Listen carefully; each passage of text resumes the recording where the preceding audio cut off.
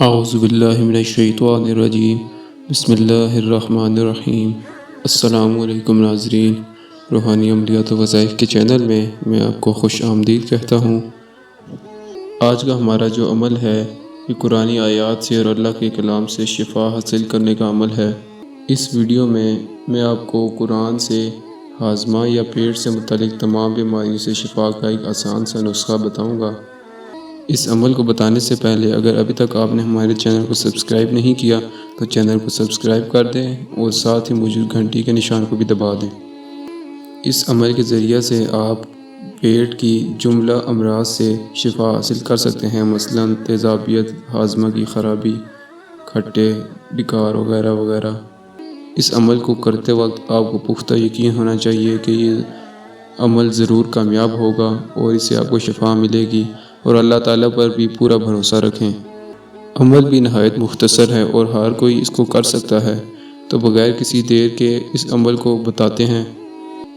پیٹ کے جملہ امراض کے لیے اور ہاضمہ کی درستگی کے لیے یہ جو آیت آپ کو اسکرین پر نظر آ رہی ہے، آپ نے ایک تسبیح اس آیت کی ایک تسبیح آپ نے تازہ پانی پر دم کرنی ہے اور صبح نہار منہ آپ نے پی لینا ہے۔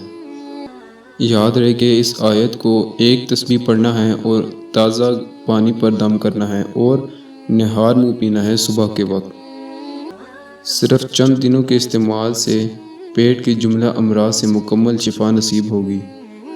میں اس آیت کو آپ کو ایک بار پڑھ کے بھی سنا دیتا ہوں۔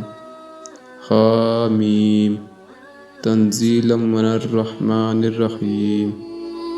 اور اگر جب بھی کوئی چیز کھائیں یا پئیں تو صرف اس آیت کو 3 مرتبہ پڑھ کر دم کر لیں اور پھر اس چیز کو کھا لیں، یا جو بھی چیز ہے وہ پینے والی ہے، کھانے والی ہے، اس کو پی لیں۔ اگر آپ کے ذہن میں شک ہو کہ اس کے کھانے سے کچھ مسئلہ پیدا ہو سکتا ہے تو اس آیت کو اس کھانے والی یا پینے والی چیز پر دم کر کے کھا لیں تو آپ کو اس سے کوئی تکلیف نہیں ہوگی۔ عمل کو کرتے وقت یقین اور توکل ہونا لازمی ہے۔ بس اتنا سے یہ نہایت مختصر سا عمل تھا اور بہت اثر رکھنے والا عمل ہے۔ اگر آپ کو ہمارا یہ مختصر عمل اور ویڈیو پسند آئی ہو تو ویڈیو کو لائک کر دیں، چینل کو سبسکرائب کر دیں۔ اگلی ویڈیو تک کے لیے مجھے دیجیے اجازت، تب تک اپنا اور اپنوں کا خیال رکھیں۔ اللہ حافظ۔